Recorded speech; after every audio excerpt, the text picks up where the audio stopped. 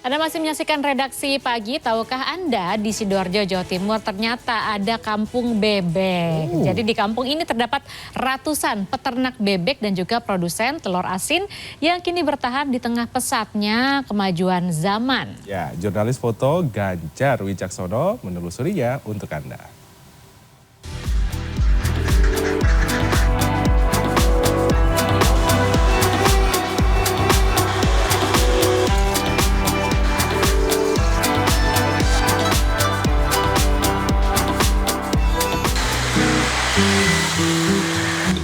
Laju perubahan zaman tidak dapat dibendung, tidak terkecuali di desa ini, Desa Kebonsari, Kecamatan Candi, Sidoarjo, Jawa Timur. Desa ini terkenal sebagai desa bebek dan telur asin, tetapi jumlah peternak bebek dan pembuat telur asin di desa ini makin sedikit. Saat dikukuhkan sebagai kampung bebek dan telur asin pada 2010, ada 47 pengusaha kecil menengah yang menggeluti bisnis ternak bebek dan pembuatan telur asin. Seiring berjalannya waktu, kini hanya tersisa 22 industri rumahan yang bergerak di bidang itu. Salah satunya Mariono. Ia meneruskan bisnis telur asin dari mendiang sang ayah setelah terkena PHK di perusahaan tekstil pada 2009. Gini Pak, masuk.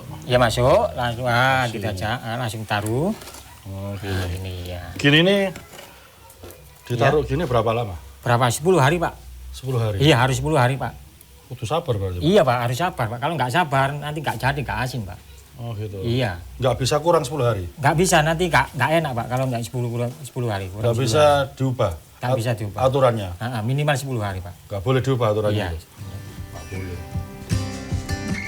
Ya, kesabaran Mariono dan para pembuat telur asin memang diuji. Setelah 10 hari, telur bebek dalam ember-ember hijau ini segera dicuci bersih oleh Mariono. Setelah itu, sang istri Ainun meneruskan prosesnya. Menggunakan senter, ibu dua anak ini melihat telur bebek satu persatu. Setiap telur yang akan dimasak harus dipastikan berkualitas bagus dan layak dikonsumsi. Untuk mengetahuinya, cahaya senter harus bisa menembus ke dalam telur. Jika tidak tembus dan terdapat noda hitam, maka telur harus dibuang karena tidak layak dikonsumsi. Setelah kontrol kualitas aman, barulah panci dinaikkan dan telur dimasak sesuai pesanan. Selain rasa original, ada juga telur asin asap, telur asin oven, serta varian telur asin goreng.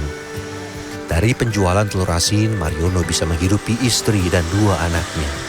Meski belum mempunyai toko, Mariono yang mempunyai usaha dagang bernama Ngalah Jaya ini memasang etalase sederhana di teras rumahnya. Selain menerima pesanan catering dan berjualan secara online, Mariono juga melayani pembelian eceran dari tetangga sekitar.